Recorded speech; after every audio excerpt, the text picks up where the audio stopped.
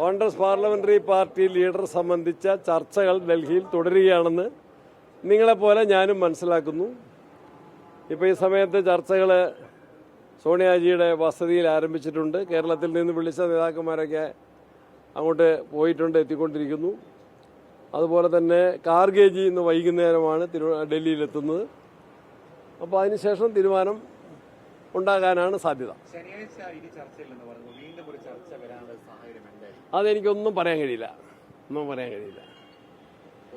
വെളുത്ത പുക പ്രതീക്ഷിക്കുകയാണ്. ഞാനതിന് പ്രത്യേക സമയം പറയുന്നില്ല. എത്രയും താമസം വിന ഉണ്ടാകുമെന്ന് പ്രതീക്ഷിക്കുന്നു. തുടങ്ങുന്നതൊക്കെ എങ്ങനെ?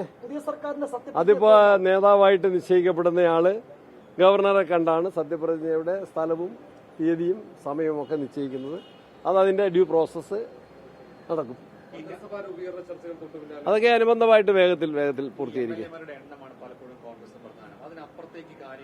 എല്ലാ കാര്യങ്ങളും നിരീക്ഷിക്കാൻ, പരിശോധിക്കാൻ, പരിഗണിക്കാൻ, ഉചിതമായ തീരുമാനമെടുക്കാൻ ഹൈക്കമാൻഡിന് കഴിയുമല്ലോ. BJP വിമർശിക്കുമ്പോൾ അവരെ ഡൽഹിയിലെ മുഖ്യമന്ത്രിയെ നിശ്ചയിക്കാൻ എത്ര ദിവസം എടുത്തു എന്നും കൂടെ ഒന്ന് പറഞ്ഞാൽ നന്നായിരിക്കും. അവർ പറയേണ്ടത് 50 ദിവസം എടുത്തു ഡൽഹിയിലെ മുഖ്യമന്ത്രിയെ നിശ്ചയിക്കാൻ എന്നാണ്. ഏതായാലും അതിന്റെ പകുതി പോലും ദിവസം കോൺഗ്രസിന് എടുക്കേണ്ടി വരില്ല. വൈകലിനൊരു ചെറിയ മങ്ങലേറ്റിട്ടുണ്ട്. That I do admit. വൈകിയതും ഇതുമായി ബന്ധപ്പെട്ട അതൊക്കെ പരിഹരിച്ച് മുന്നോട്ട് പോകും.